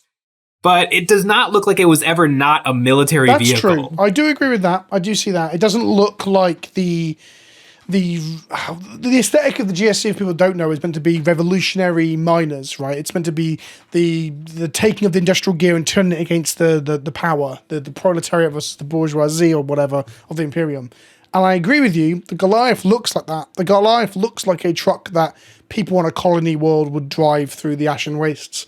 This does look more like a sports vehicle. It looks like a Porsche, like a military Porsche. It does look like an RC car from the old Revolt games, but I absolutely agree, and I'll take that criticism that it does not look like a mining vehicle, or doesn't look like a industrial vehicle. It's also, in 9th edition at least, and I think in 10th edition, it's super meta, and so you bring at least 3, and I'm like, I don't even want 1, so I guess I just won't play Gene Stealer cult. Yeah, you could get back into other things, though. You could get some of the Orc buggies, right? The Rocket Truck Squig buggy, or the other one, and then just like take all the squigs off of it and then put GSC guys on it, and then you just got this ramshackle vehicle. That would be pretty cool. Yeah. You should do that. Eons of Battle.com, I actually have my own Ridge Runner. Huh? You got your own Ridge? What do you mean? On Eons of Battle.com, we have a lot of terrain and a couple of miniature STLs that are just available for purchase, and I had my own version designed, and it's very much just a bus with guns on it. I love that idea. I love that idea of like trucks and buses and like civilian vehicles, basically. We don't see enough of that in 40k, which I'm going to come to in one of my picks in a moment. A wickedly good Warhammer novel is Day of Ascension. It's a Gene Stealer cult novel, and it takes you through a ragtag just group of Gene Stealer cultists who are kind of at the end. Their patriarch has died, and so they're just kind of dying out. And over the course of this novel, you come to root for them so hard. I'll when I get around to listening to some GSC stuff, and inevitably which I will, I'll give that a listen, because the concept of the GSC is one of the coolest ones. I don't think I ever want to collect them. Too many infantry. I've already got guard. I've already got demons. I've already got like Skaven. But yeah, the theming around the GSC is one of the coolest bits. And I do agree with you that the Achilles Ridge Runner actually doesn't really fit that theming very well. So you've won me round. When you first said it, I was like, how can you not like the little Porsche thing? But now I actually get it. I absolutely get it. Right then, so we're coming to the first place slots in good and bad. So my first place spot for good is Ghazghkull Thraka. This model, I've talked about how like faithful like upscaling of the Sanguinary and all this sort of shit, right? it was all building to this point. Ghazghkull Thraka is not just a faithful upscaling. Ghazghkull Thraka takes the old model and just like transforms it. It turns it up to like 11. It's full of character. You talked about silhouette earlier. It's got fucking absolutely killer silhouette with the claw plus the armor shape and shit like that. It looks like it's gonna absolutely fucking ruin your day. Like Ghazghkull Thraka's melee weapon has got to be the one where you look at it, you're like, that is damage 4, isn't it? I look at it, I can tell it's damage 4. Absolute. Gaz is one of my all-time favorite characters in 40k generally. Like, he's the leader of the orcs, right? He's the beast, as it were. And I always loved him as a kid. His old models did kind of suck, especially his second ed one, where he looked like a Mongolian warlord, because they were obsessed with making the orcs look like Mongols for a while. But no, this is just... Again, when I came back to the hobby and seeing things getting upscaled and changed, just like seeing the Great Unclean one go from this grotty metal model to that thing was good. Seeing Gaz for the first time, I was like, is that Ghazghkull Thraka? And like, someone in the shop's like, yeah, that's Ghazghkull Thraka. I'm like, I am in love. Like, the same way the Great Unclean one made me collect demons of some capacity and expand into all flavors of demons, Gaz was like the defining reason. I was like, I have to have orcs. Like, this is just, look at him. Fucking absolute beast. It's a really fun model. He's got like an entire car engine on his back. Yes, yeah, it's like a hot rod engine on his back. And we shouldn't not mention Makari as well. Like, it's not just him. The kit comes with little Makari who's carrying a banner, which is like so much fun. You get to paint a little you get to paint the biggest, baddest orc and a little goblin in the same kit. It's like the two ends of the spectrum for like painting orcs. Cool little banner as well. Like, and also his armor.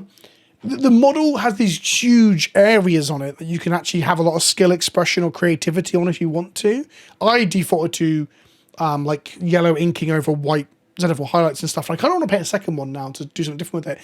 But you could paint checkers on there. You can get fucking micro soul, micro set, and do some decals and stuff. You can do all sorts of crazy things with it.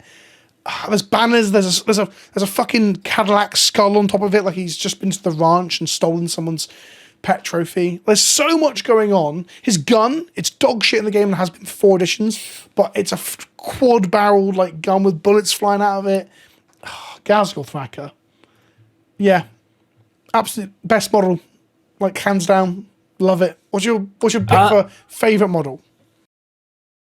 Yeah, so favorite model. I have a pick that's a little bit interesting. It's kind of a discovery of mine. Putting together a Dark Eldar army. I've now put together, I think, every kit in the range except the flyers. And I have discovered racks are delightful. I didn't really care about the racks when I first started my Dark Eldar army, but I painted up a squad of them. And they painted up so easy. And they're a wickedly fun kit. They're really easy to put together. They're actually really easy to paint because they have such open poses. And if you flip the Games Workshop box over, they have an example of a paint job where instead of pale skin, they're flayed. And so they're just exposed muscle. And that looks so wickedly cool. That's on the web store now. I'll put that on screen. That is sick, yeah. I really like these. These are fucking sick. I bought a Drukhari armor for eBay recently, and one of them has an M16 gun, right? Like, it's a Call of Duty style modern American rifle. And there's just something so very funny about that. Because they have like chemical flamers and like chains, and they're all Xenobite-y, right? And then one guy's just like, I've got my Call of Duty kill streak perk on, and I've got an M16 with a scope or whatever. So funny. Also, that gun is actually, I think it's called the glass rifle. It shoots vials of just the worst disease imaginable. And so it just shoots a vial that smashes on the ground, and anyone near it is just instantly like dissolved in the most gruesome way possible. I'm getting super into Drukhari at the moment because I've obviously been painting my Eldar. I've been watching them being played on with Skari, like doing well with them at LVO and stuff. You and Minaic are both painting them. And like I said, I bought this army ages ago. I haven't painted it, but when I looked at the racks are really cool. The homunculi, I've got the homunculus here. Is this the unnamed one? Yeah, the unnamed one. The if one it's where plastic, he's got, like, it's the unnamed one. Yeah, his legs are floating, and he's got a skin coat made out of skin, and then he's got 4 arms, one of which ends in a claw. He's got a syringe, and he's carrying a syringe gun. And I'm like, I just want to paint that. Like, whether I played Drukari or not, I just want to paint this guy up because he's such a fucking cool model. They've got an aesthetic that I know it's super grimdark, the Drukari stuff, isn't it? But I think it's still not too grimdark. It's still quite grimdark with all the needles, syringes, and flayed skin and stuff. The Racks are a good pick. Like if you wanted to, as soon as I bought 5 and I painted 5, I just decided, I love Racks. I bought 3 more boxes. They just came in the mail yesterday. I immediately painted up Urian Rackhearth and a couple of Homunculus. I painted up some of my Raiders and Venoms to be Homunculus Coven Raiders and Venoms. Yeah. Like it's taken over my Dark Eldar army. Like for people who aren't sold on Drukari, which evidently Jay is and I'm becoming, because I really airbrushing Raiders as well is something I'm quite excited about, because airbrushing Wave Serpents has been really fun. I'm like, I want some big sweeping panels to do cool transitions on. Anyway, they have 3 different factions in one, right? Like aesthetic and style. You've got like the warrior gladiatorial witches, you've got the Cenobite like experimental skin flayed Racks and Homunculi, and then you got the haughty torty posh boys in their armor, which is the Incubi and the Firstborn and the Gabalite, right? And that's just a really cool faction to have, because you can like take it in different directions and shit. Yeah, a really fun joke with the Dark Eldar is in the unit, the Court of the Archon, there's the Slith, which is the bodyguard of the Archon, because Archons can't trust other Dark Eldar. So what's more what's more trustworthy than a Dark Eldar? A literal snake, which is like the symbol of untrustworthiness. Yeah, that's again talking about like the auxiliaries and how to expand that a little bit. I'd love when we get the Drukari book if they do some plastic rekits and stuff. I'd love if we've got like a Slith unit and stuff like that, right? Yeah, like some sort of extra bits and bobs, because I want to see the other sentient races of the universe show up in the sidelines of armies if we're not going to get full armies of them. But also like I don't know if you've seen recently that Soulblight Gravelords, the vampire faction, they just get a lot of random characters, and they just got a squad of like 5 characters, which includes another vampire count on foot, which we didn't need, and some woman with a big snake. And it's like I look at those things like, I wish they'd just do stuff like that for Drukari and just random factions in 40k. I want to have those random collections of like 5 characters in 40k, but we don't get it. Right, so my pick for worst. Oh no, I'm going to ask you to do your number 1 worst, and I'm going to end on my number 1 worst. Ooh, I am very excited for my number 1 worst. The thing that makes me actively angry, and I think this is going to be a really spicy pick. The Silent King for the Necrons. I'm glad someone's saying it. You haven't even said why yet, and I'm already on board. I was thinking this today. Right, go on. I'll let you talk through it, and then pick up. Yeah, I'll preface this by saying the model's fine. It's kind of cool. But the story of the Necrons and the War in Heaven is one of the most epic tales in all of Warhammer 40,000. Necrons used to be a living species called the Necrontyre, or the Necrontyr, and they doomed themselves to be soulless robots for all of eternity, unfeeling, unchanging. It's the worst fate in Warhammer 40,000 by far, and it's all because of the Silent King, Caesarez. He was the one who doomed his race. He was the one who signed the checks for biotransference and ruined every Necron's life forever. And so, at the end of the War in Heaven, and they've defeated the Kroot, they defeated the Old One, they defeated the Eldar, but the universe is trashed. So he puts all the Necrons to sleep for 65 million years so that the galaxy can rebuild itself. And then he destroys the command protocols and exits the galaxy. He goes off, he goes into exile because he's done such a phenomenally bad job that all he can do is leave. Then he gets to the end of the driveway, sees the Tyranid, and comes back. It ruins it. Oh, you're saying that ruins it that he comes back as the Nids. I think it's kind of good that... Okay, so I'm with you about the model. You said the model's fine. I don't think the model is fine. I was impressed with it when it came out. I bought it, I built it, I painted it, I made videos about it on the other channel before I split off into this one. I've played with it. I like his rules. He's fun to play with. I think the model is derpy. I think it doesn't go together very well. I really struggled to get the 3 platforms to be flat. The middle one's a bit bent and weird because of how it goes in. The little guys on it are okay. Zarek himself is very unimposing. It just looks like he's in a giant fucking, like, I don't want to say wheelchair because that feels bad to people who are in wheelchairs. That's not what I mean by this, but it just seems like he is not very good at what he's doing and needs this big fucking thing to do anything. And he's meant to be the most badass Necron in the universe, right? I don't know. The menhirs are kind of cool, but I just don't like the throne system, I guess. I think the throne that he's on is my problem. I don't think it looks very good. I don't think it goes together very good. I didn't really enjoy painting it either, but I don't enjoy painting Necrons generally, so that might be something to preface it with.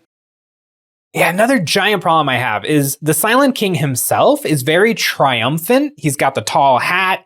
He's very slender and imposing. Like, I don't he like should his be... hat. There you go. I want to say that as well. I don't like his hat. Yeah.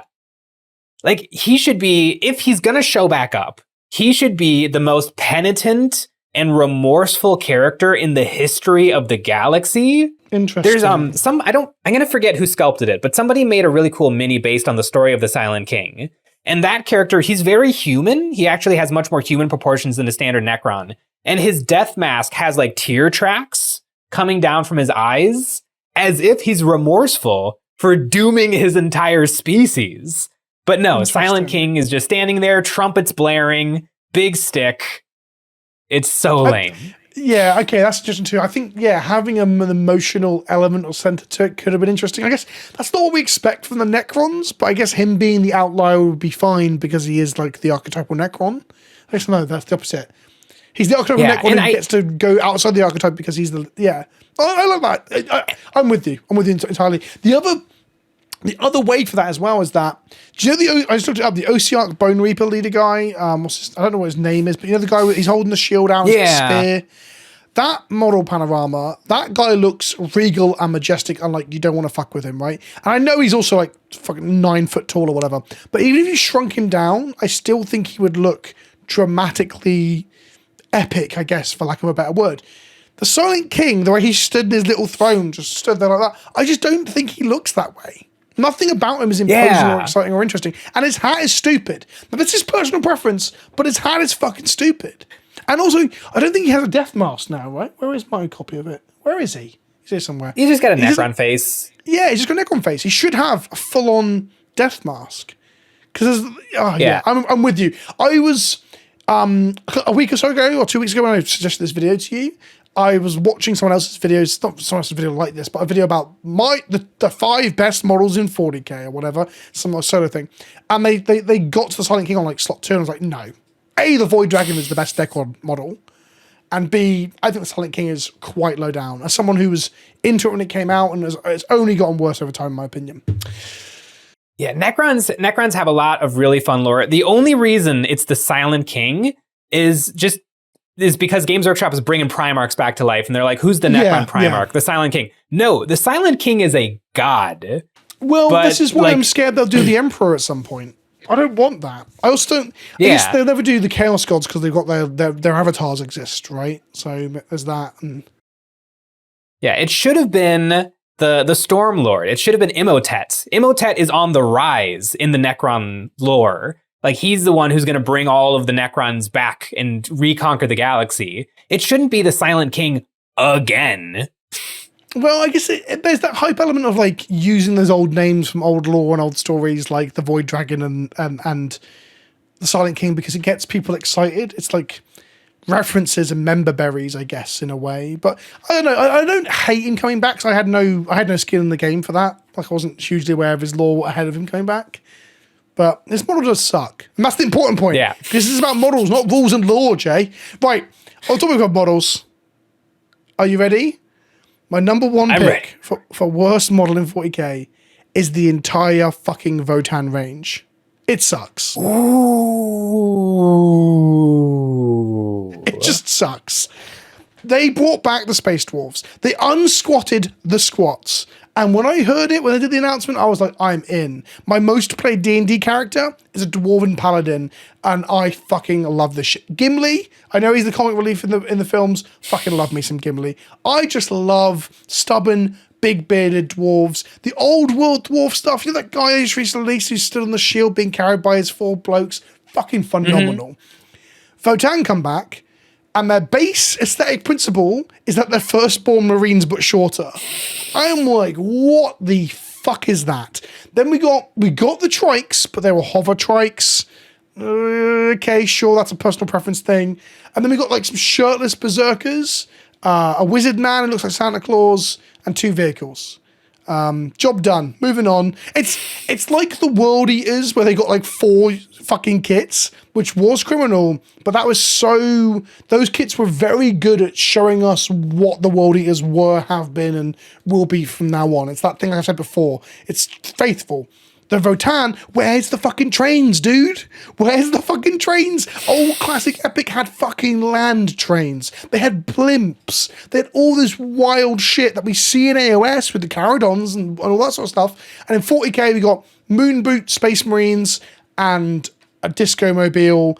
And I guess the land fortress does look like a fortress, but it looks like a fortress fucked a habitation block from like, I don't know, fucking, what's a moon movie?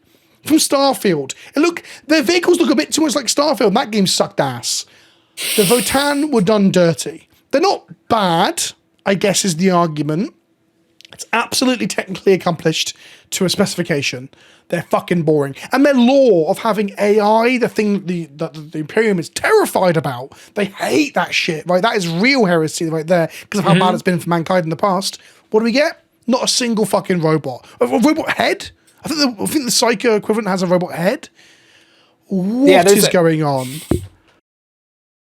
I've read the Votann Codex. There's a really cool bit of lore that is clearly meant to have a model and doesn't. But the AI that runs Votann society occasionally will go mad, build themselves a robot suit, and take to the battlefield. Which sounds amazing. Where's that model? Like, I want it to have like fucking 6 legs on a giant, because they depict the AI being inside like a head that's like a statue of an ancient Votann. So there's like a head, isn't there? There's a head that they show off. I want to see that where they've carved the stone out a bit like the the Skaven thing where it's like a bell that's ripped out of a building on a thing. I want the statue ripped out and put into like a glass dome with like 6 legs and it's like a fucking killer machine thing. Give me something. Give me something. Yeah, the Votann is lacking flavour. It's like they didn't season it. They just let it boil over and never added any seasoning. Yeah, what's weird about the Votann is they're kind of the outlier for 40k in that all of the different factions kind of are zealots in their own way of their own culture. But the Votann are so pragmatic that, I don't know, they've just got soldiers and trucks and tanks isn't that kind of really bad looking hover bikes. But the Tau are like that too, right, though? The Tau aren't.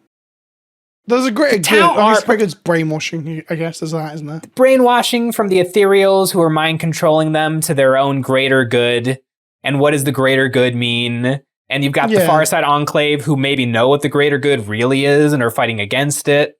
Like, I think the Tau fit into the 40k aesthetic. Or the 40K. I would say they don't fit. I don't agree with the popular talking point of like the Tau ruined 40k or the Tau don't fit. I think they do, absolutely. But what I meant was like that idea of having troops that are fighting for a greater cause because they're just troops fighting in a war more so than troops fighting for a religion, I guess. But there is brainwashing involved, so. But I guess also the Votann are taking orders from a machine that might quite literally be fucking mad. So there is a cool element to it. I just don't think the model's ever delivered on it. And then the real joke is that every time we get a cool squat, a biker dude with a fucking magma hammer or smoking dude in jacket or any of that shit, it's in fucking Necromunda. Like, it's actually criminal. The mining suits that look like submarine suits with drills for arms. Holy fuck. No rules in 40k. No rules in 40k, no equivalent in 40k. Absolutely fucking criminal. So it's not that I hate Votann for the people out there who love them.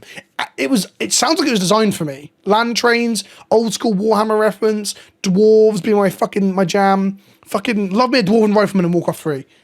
No, none of it. Yeah. Also, it's a really fun opportunity because the lore of the Votann is that they're the settlers they're human settlers during like the golden age of humanity. Let's see some golden age of humanity stuff. Was the golden age of humanity a hover tricycle? That was the pinnacle of civilization? And they do this thing that there are like shorthands for that, right? And that shorthand is Volkite. Whenever they do a thing that is like old tech, the dark age of mankind, dark age technology, they've got Volkites. It's their shorthand for in storytelling to tell us something's old. In the same, like, in fiction where it's like, how do we get someone invested straight away? Oh, let's kill this person's dog, mother, or partner, right? Kill all their father. We kill any one of those 4 characters at the beginning. That's a narrative shorthand for you must care about this person's plight. The narrative shorthand in 40k for this is old is Volkite.